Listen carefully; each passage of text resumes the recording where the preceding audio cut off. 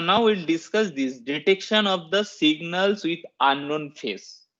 So basically, till what we considered that there is a synchronization between the transmitter and the receiver. Okay. So now definitely the synchronizing is not a easy task for any communication system. Okay, and normally we use the coherent detector. Coherent detector means your synchronization is there. Coherent detector we use, but if we want to detect the signal without non-coherent techniques, so how we can get this? If we make a system where the phase is not a important characteristics for detecting the signal at the receiver. Okay, so practically when you transmit a signal from one point to another point, so they may travel the different path. Okay, so when they are traveling the different path, so at the receiver, when the signal will reach to the receiver, there will be a different phase. Okay, so if there is a different phase, so there is a difficulties to detect the signal by using the coherent detector. We can detect the signal using the coherent detector, but in that case the complexity of the system will increase more. Okay, so our objectives over here to reduce the complexity. So if we want to reduce the complexity, that means we have to design a receiver which is non-coherent. Okay. So now take one thing, the optimal quadratic receiver. Okay. So this is the one non-coherent receiver. So in the for any binary communication, the SIT that we transmit, that's equal to 2, means that is the generalized expression for the binary communication system. That is the binary communication system. Okay. So SIT, that's equal to square root of 2ET cos 2 pi FIT. Okay. So this is the value we have taken, and T belongs to T. This small t belongs to 0 to T, and I equal to 2 value 1 and 2. So there is a two binary or binary communication system we are considering. So 2 bits, singles, either 0 or 1. Okay. And is your definitely is the energy of the signal. T is the duration of the signaling interval. Okay. And Fi is the frequency of the carrier signal. Okay. So now if we receive a signal after traveling some path, the signal is received ST will be that's equal to square root of 2 E by T cos 2 pi FIT plus theta. So there is a imposing of phase is change plus WT is there. This is due to the Gaussian noise, white Gaussian noise. Okay. So basically this is the unknown phase which is added with the message signal after traveling some distance. Okay. So now, okay. So now if we take the, and we don't have the complete information of the theta, how much phase will be changed of, when it is reached to the receiver. So in some case it may change 30°. In some case there means a phase difference, means phase change of say 120° or 130°. We don't know.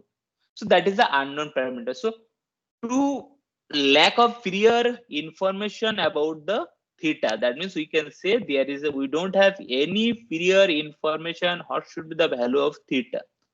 So in that case we can treat the samples value of the random variable with the uniform distribution. So that means in that case, what we are considering, the theta is considering as a random variable with uniform distribution. Okay, so that case we have defined the theta like this is a random variable, and the definition is this: 1 by 2 pi from minus pi to pi, otherwise it is 0.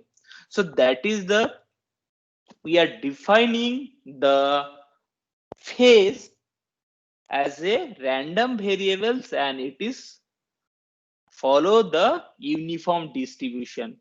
Previously, when we discussed the noise in the channel, we have considered the additive white Gaussian noise. That means the distribution is the Gaussian distribution. So in that case, uniform distribution. Okay. So we make a statement from there. The given the receive signal ST confided that the unknown carrier phase theta design as an optimal receiver for detecting symbol SI represented by the signal component. This that means square root of e by 2t cos 2 pi fi t plus theta, that is constant the in xt. Okay. So now that means if we want to represent the signals with two things, one is the symbols SI is there and the carrier phase is there. So likelihood function, if we define a likelihood function where it is a function of the two things, one is the symbol cell SI, another is the carrier phase theta. So that likelihood function we define by this L SI theta, that is equal to exponential of this term. Okay. So now from this expression, if we are able to remove that theta, so that means if we able to get the LSI, then only there will be no problem or due to the theta at the receiver. So to remove this theta from there, what we can do?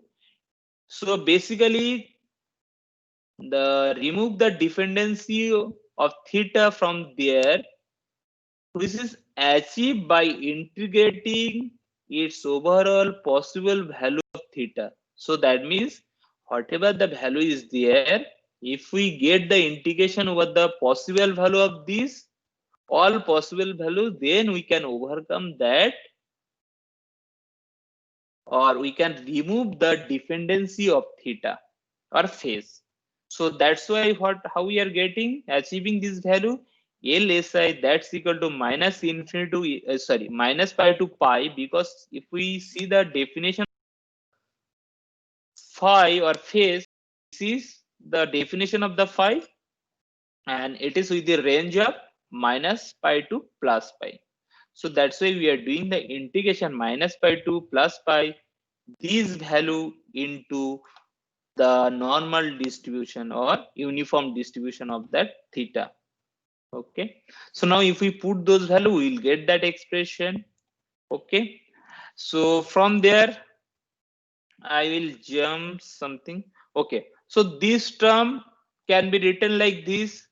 This is cos a plus b, so we can written these terms like this. Now in this case of, in this equation, if we consider this integration of xt plus this dt, that's equal to this, we can write this. Okay, so now if we define two new terms over here, one is alpha I, another is your beta I. So alpha I equal to this, the definition, I think this is the very easy definition of this thing, because already all of you know how to suppose there is a two value is there, how they are related. Okay, beta I and your alpha I. So if you go through this little bit, there is very easy, you can understand easily. So from there we can write this term, that's equal to this. Okay, So some trigonometry we need to do over here, not complex trigonometry. It is very simple trigonometry. Okay. So basically what we have to do, we have to take common of these some values over there. Okay. So try to get it. Okay. Now if we put this expression in the SI, LSI, so we are getting that expression. Okay, then I will continue this thing in the next class. Only two things is there. Bessel function I will not. Okay, so basically, okay. Achha. Your next class is started or it will take 2-3 minutes? Ashutosh? Sir, I don't know. Like they have other Okay, classes, means I think do so. you have the means in is there any class after that? Like sir, minor they have, sir. I think so. So that means I can take 3 or so if complete. Again, I have to start from the beginning. Okay. So simply the some trigonometric we do here after doing this trigonometry, and see, I think that is not difficult trigonometry we are doing here.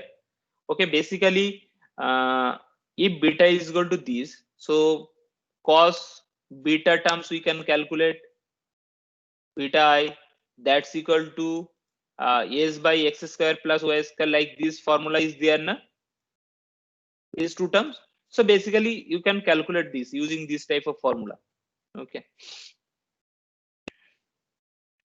So basically now we are using some Bessel's function. Here the Bessel function are used, and I have the Bessel function that is a zeroth order Bessel function, and which is same as that terms. Okay.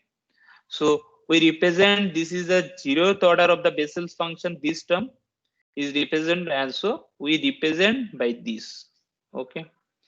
And so that means we can say LSI that's equal to I naught, because equation 220 and equation 219, the right hand side is same.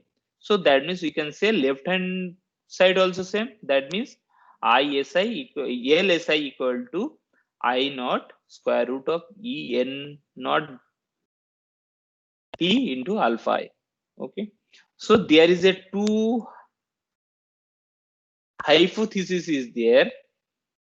Two hypothesis we may consider. One hypothesis say that H1 is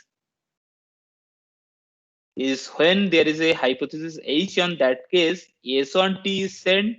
When hypothesis H2 is there, okay, so in that case it is represent like that hypothesis. So now basically this factor over there, this is if we keep this constant.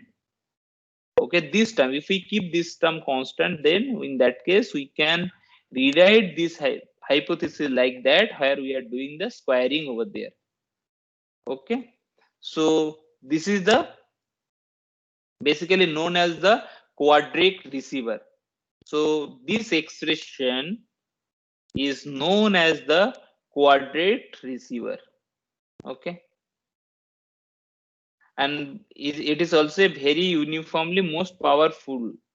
Okay, last time we discussed about the detection of signal with unknown phase.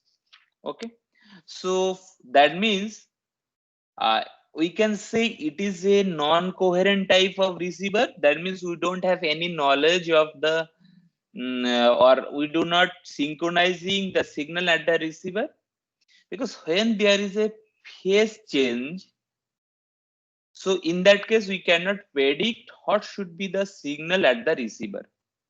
So in that case, we required a non-coherent type of receiver to detect the signal. So there are two form of the means quadratic receiver is there, non-coherent receiver. One is that we are getting a receive signal ST. Okay. So this ST we are getting, then it will goes to in the two arms. Okay. One is multiply with the cos 2 pi FIT, another is multiply with the sine 2 pi FIT. So basically this block is the correlator. Okay, so after that we'll get a output and there is a squaring of that is there. So after doing the squaring, so basically there will be a square. Okay. Okay. So after doing the squaring, so what we'll get? We will get a terms. So that means whatever the terms we are getting, it will be the positive. Okay. So here also positive. Now we are adding these two terms. Okay. And we are doing the square root and we are getting some output Li. Okay.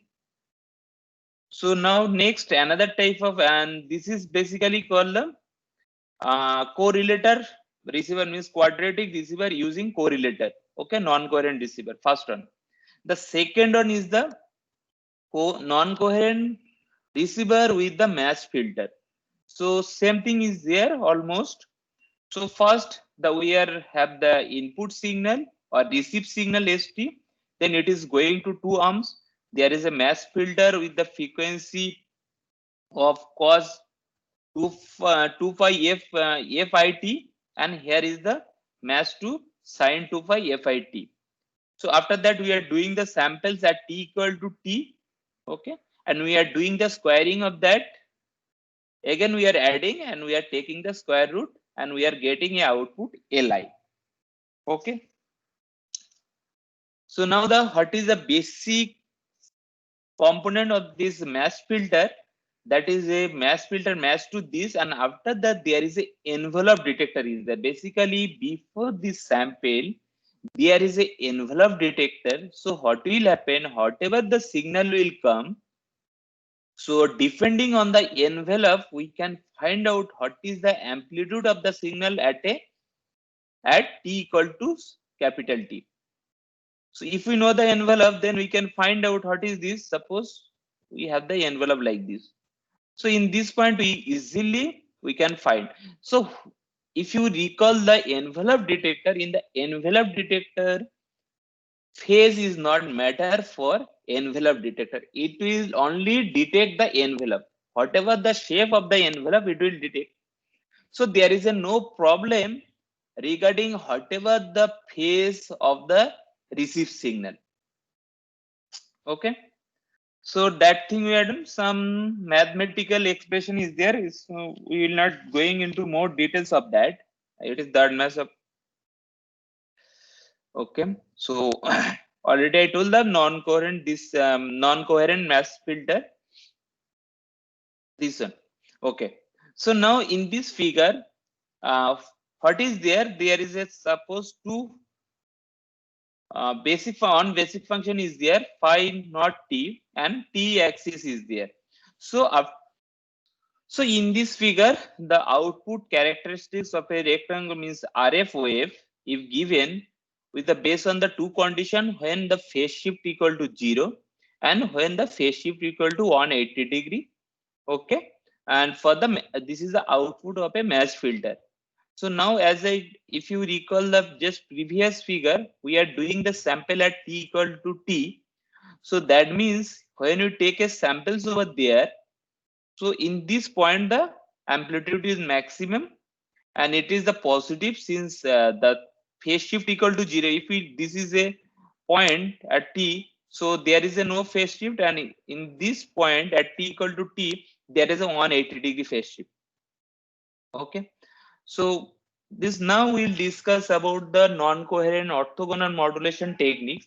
So basically these two, this is the generic form for detecting the non-coherent receivers. Okay. So we'll modify this receiver for when we discuss the different type of modulation technique, non-coherent modulation technique. Okay. So there are two types of non-coherent modulation techniques we have. One is called the binary FSK and second on the differential PSK or DPSK. So this is the two type of non-coherent modulation technique we can use for detecting the signal. Okay. So normally in this signal scheme, two orthogonal signal we have take. So one signal is S1 the equal energy and during the signal interval of 0 to t. So within 0 to t, both the orthogonal signal has the same input and means same energy. Okay. So basically, this t may be different from the bit duration of TB. Okay. So initially we consider this is little bit of different. So now in fact, due to the phase change, the signal will be change or shift, and the due to the shift of the carrier phase, and which is the unknown amount, leads to signal the G1T and G2T at the phase shifted version of S1T and S2T. So that means in this G1T and G2T, there is a phase change from the S1T. Okay. So that means when we receive a signal ST, so in the ST, what will be there? And we are considering the channel as a AWGN channel. Okay. And the noise signal WT with 0 means and power spectrum density of N02. So we know that all time, whenever we consider the AWGN channel, so we consider it has a 0 mean and power spectrum density of N0 by 2. Okay. So in ST, so that means this is the receive signal at the receiver. So there is a two terms G1T plus WT when S1T was sent from the transmitter, another equal to G2T plus WT when S2 is sent from the transmitter during the time interval of this. Okay. So now we have to deal with this expression to finding or detecting the signal. Okay. So basically from there, so we can take a decision. Now we are getting these two signal. Okay. The receive G1T and WT. So basically if you check in this figure, okay, let me move up. Okay. Okay. Suppose we are getting this signal over here. Okay. ST, and in the ST, what is there? Either G1T, or we can write the GIT plus WT.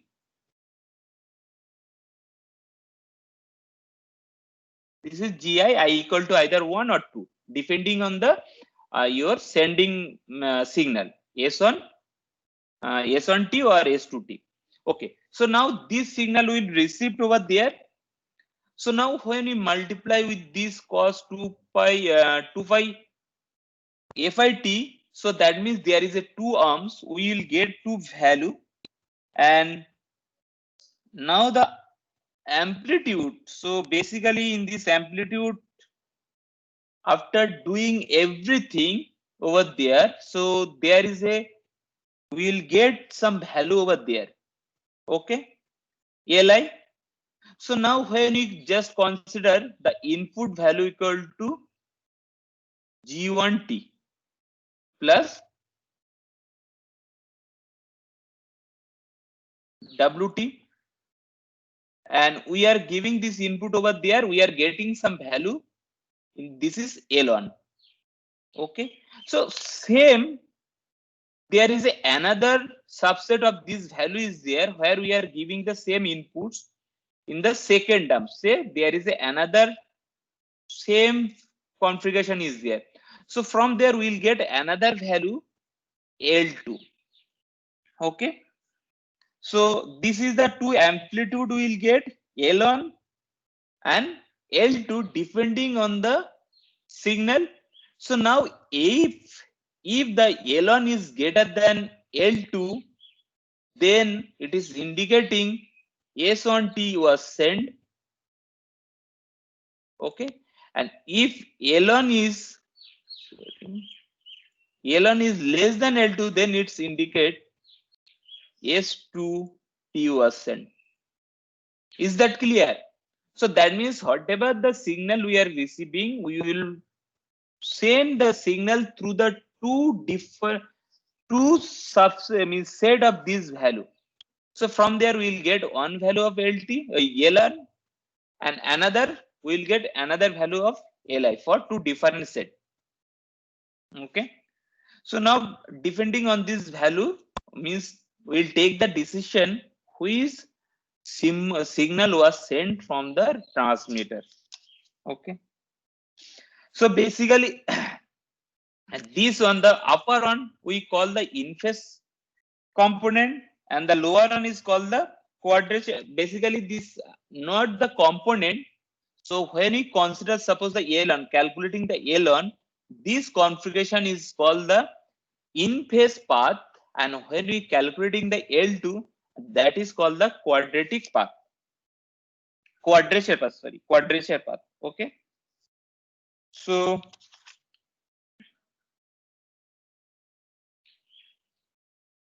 okay. So now actually from the signals that quadrature path we are getting the ST is the correlated to another function which is the sigma IT. So basically for the in-phase path we are getting a correlator function which is the sigma IT, and it is a scale version of your transmitted signal S1T, another signal. In the second path means quadrature paths, we are getting another correlation function which is the sigma I cap T, and the sigma IT and sigma cap IT, they are Hilbert transform. Basically this function is a Hilbert transform of that function. Okay, that means there is a phase there is a phase shift of 90 degree between these two functions. Okay, so now if we represent the sigma IT equal to mt plus 2 pi cos fit, then this value, this function sigma cap IT, we can represent by the mt plus 2 phi mt sin 2 phi fit. Okay, so that means if we compare this, we will get a phase shift of 90 degree between these two signals. Okay, from there calculate the probability of error for the non-coherent receiver. So basically from we are using this equation. Okay,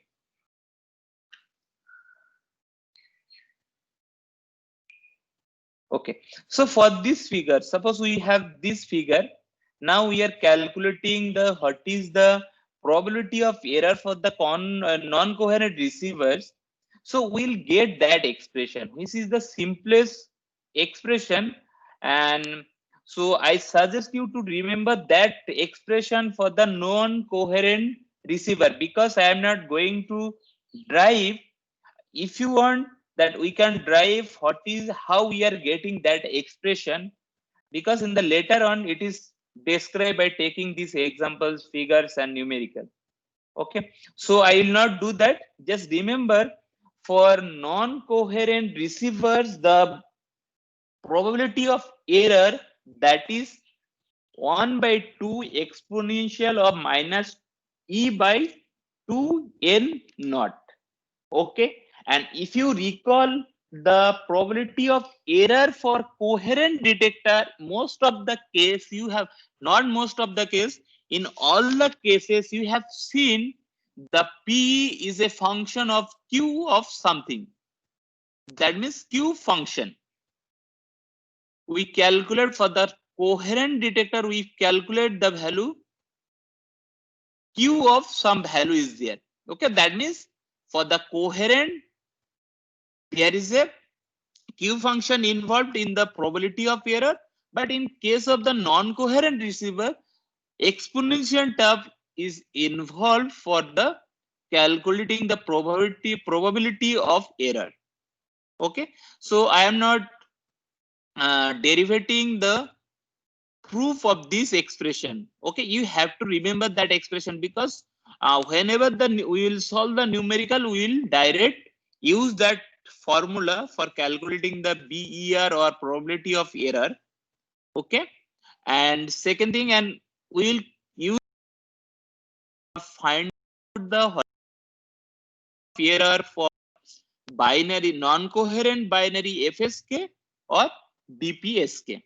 Okay, so that thing I am not discussing. So easily you can, if you want, that is not difficult to drive. They have taken different terms, so you can check it if anyone have interest to understand how this term is coming. Okay, I am not discussing. So okay, now let's move to the binary frequency shift keying using the coherent detector. So in the binary means FSK, we represent the signal. Okay, for binary FSK, how many frequency we use for representing the symbols or signals, two signals? Ritika, Yes, sir. so how many carrier frequencies required for a binary FSK? Sir, 2. Okay, good. So that means, as she told, that we require two binary frequency is required for a binary FSK for representing symbols 1 and 0. Okay, so this is the general representation for the binary FSK. Okay, so SIT, that's equal to square root of 2 EB by TV cos 2 pi F AIT, and this is true for bit duration 0 to TV, and beyond that time interval it is 0. Okay, so basically TV is the bit duration, we know, and FI the carrier frequency, EV is the energy per bit, we know this thing. So basically the FI will be the two value F1 and F2 based on the input means 1 or 0. So if we represent F1 equal to 1, then F2 will be 0, and the Fi we will choose, it should be integer number of 1 by TB. Okay, so that is we takes normally. Okay, so this is the receiver, non-coherent receiver for detecting the binary FSK signal. So this is same that we just discussed earlier. So what is there? The input signal is there. It will goes to 2 ohms. That mass in that case, what we are doing? We are using the mass filter. Okay. So in the mass filter is there. Then there is a envelope detector. Okay. And if you look at these two block, in these two block we are using frequency F1 over there, and there we are using frequency F2. That means this upper arm is for 1 and the lower arm is for 0. Okay, so now there is a envelope detector is there, so it will, what it will do, it will detect the envelope of the input signal. Okay, then we are taking the samples at t is equal to TB. So when we will take the sample, that means we will get some value, amplitude value, sampled value. Okay, and that sample value equal to L1. Similarly, from the lower arm, we'll get another sample value which is L2. Now there is a comparison between these two value. If the L1 is greater than L2, then we'll choose 1. That means 1 was sent. If L1 is less than L2, then 0 was sent. Okay. So now the thing, if there is a L1 equal to L2, both are same, in that case what we will do? We will take randomly in favor of symbol 0 or 1, because both the symbols are equally likely. So both have the same probability of generating from the source. Okay. So we'll take any value randomly, we'll take that value. Okay, when L1 equal to L2. So in that case, clearly we have seen this is the probability of error Pe equal to 1 by 2 exponential of minus E by 2 N naught. Okay. So here, what is the T? T equal to, we have considered the capital T, that we consider that is equal to capital T, that's equal to your TB. Okay. And E equal to, then U will be equal to your, what is this? It will be the EB. Okay. So, and energy per bit is there. So that means from there we can calculate what is the probability of error. So the probability of error, that's equal to PE 1 by 2 exponential of minus EB by 2 N naught.